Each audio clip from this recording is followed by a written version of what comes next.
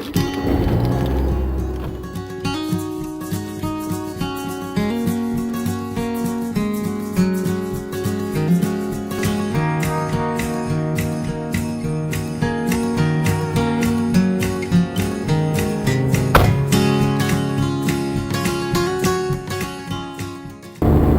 Monday, it's Book Review Monday. Unfortunately, I haven't read a new book since last week. Now, of course, there is absolutely nothing in the rules of Book Review Mondays that says that the book I review has to be a book that I read that week. However, to be fair, I will do this. Since I have to do a lot of traveling today anyway, I will review 2 books today.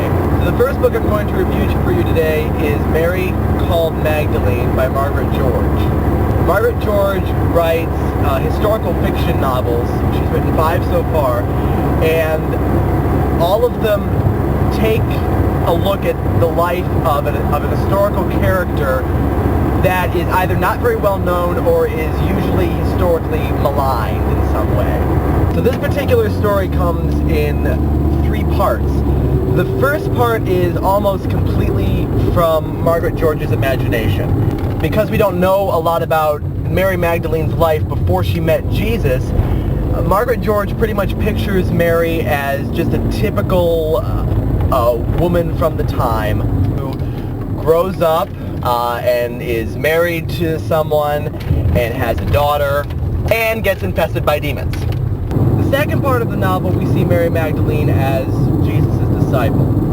And so in this section of the novel, we see the Bible story. We see Jesus' narrative from his baptism onward from the point of view of Mary Magdalene, from an outside point of view, from the point of view of one of his disciples, who at times thought he was a brilliant teacher and the Son of God and all that, and at times thought that he was absolutely out of his mind.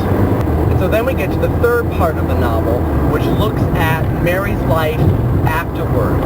And so now we're looking primarily at the book of Acts, the stories in the books of Acts of the early church. And so we take this historical woman, who we know very little about other than the tantalizing glimpses given to us in Scripture, and fills it out and makes it into a human being that we know intimately, inside and out, from her childhood to her death. Not only that, we get first an historical perspective, which we don't really get in just reading Scripture. And second, we get a look at the Bible story from the eyes of somebody who was right there.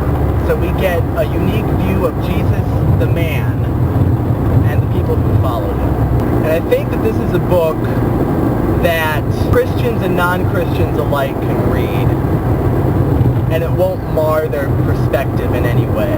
It'll just give them kind of an historical view. And one of the major things you find while reading this novel is, especially with looking at the old regime of Judaism before Jesus came, you get a sense that history is kind of repeating itself. You see issues occurring back then that are still relevant in this day and age. And most importantly, you see a group of people who are really no different from us. And now, book number 2.